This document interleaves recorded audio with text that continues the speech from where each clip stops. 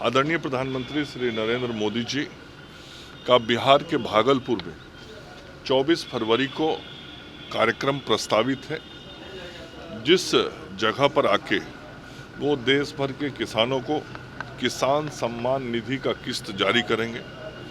साथ ही बिहार के किसानों की खुशहाली के लिए, बिहार के किसानों के विकास के लिए भी अपनी बातों को जनता के सामने, किसानों के सामने रखेंगे।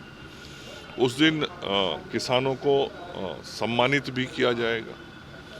तो आदरणीय प्रधानमंत्री जी की उपस्थिति में किसान का सम्मान भी होगा, किसान के विकास की बात भी होगी और किसानों के खाते में निधि भी जाएगी। और आदरणीय प्रधानमंत्री जी और हमारे मुख्यमंत्री श्री नीतीश कुमार जी दोनों की ये सोच है कि इस देश को और इस राज्य को यदि आत्मनिर्भर और सबल बनाना है तो किसानों की आर्थिक स्थिति को बेहतर करना होगा।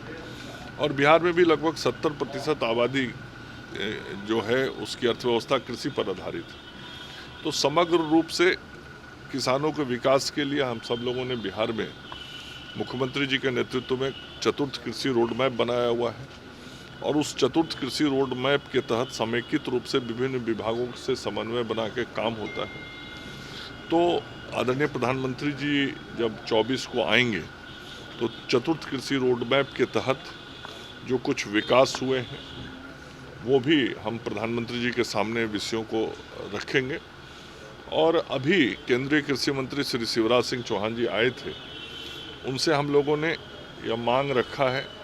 उस बैठक में हमारे माननीय उप मुख्यमंत्री श्री सम्राट चौधरी जी भी थे कि बिहार को केंद्र सरकार से कृषि के क्षेत्र में और सहयोग बढ़ाया जाए और आगामी जो बजट है उस बजट में बिहार को मिलने वाली सहयोग राशि और सहायता को बढ़ाने का काम भारत की सरकार करे। और उन्होंने सकारात्मक बातें कही शिवराज जी ने। तो मुझे उम्मीद है कि आगामी जो बजट भी होगा भारत सरकार का 2025-26 का, उसमें भी बिहार के किसानों के विकास के लिए केंद्र के सहयोग की राशि बढ़ेगी। सर, दिलीप जायसवाल जी ने कहा है कि फादर ऑफ क्राइम का अवार्ड लालू प्रसाद यादव को देना चाहिए। फिर उन्होंने पलट कर आरजेडी कहा है कि नोबल ऑफ अवार्ड देना चाहिए बीजेपी के शीर्ष नेतृत्व को। इसमें कहीं कोई दो मत है।